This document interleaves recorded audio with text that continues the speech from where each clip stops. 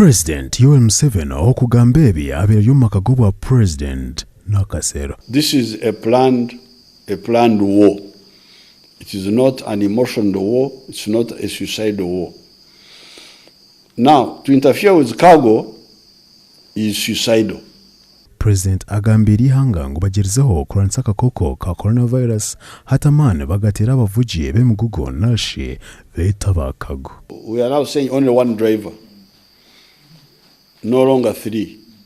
It is only one because it has come out that one driver is enough and even safer.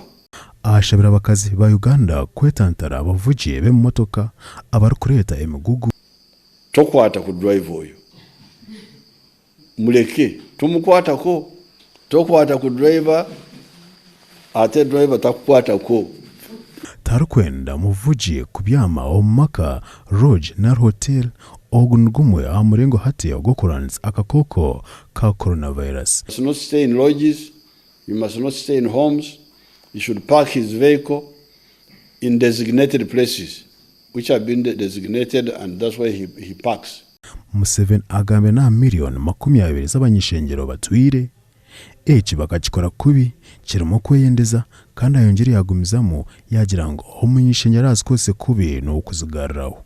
There are also legal and constitutional issues involved in that issue, but the third one is the moral side. It would be morally reprehensible for members of parliament to give themselves money for personal use when the country is in such a crisis. It would be morally reprehensible and totally unacceptable to me and to the national resistance movement. Mukuru w'ihanga ayongere yagamba na kuchendeza amihingo. In the remaining days, because you remember that we are in the shutdown up to the 5th of May.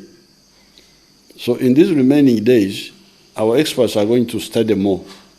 Uganda itergambira yakebira abantu bakurengo mitware ebiri abo akakoko ka coronavirus inshanjura mwenda nibo bashangiro ibi n'akakokaka kandi abari kurengo 50 aba bakizira akakokaka bit babarwire bari mu marwaro nkamurago Entebbe Arua Jinja Masaka na Kabare Regional Referral aba TV West ndi Senyomo Gideon.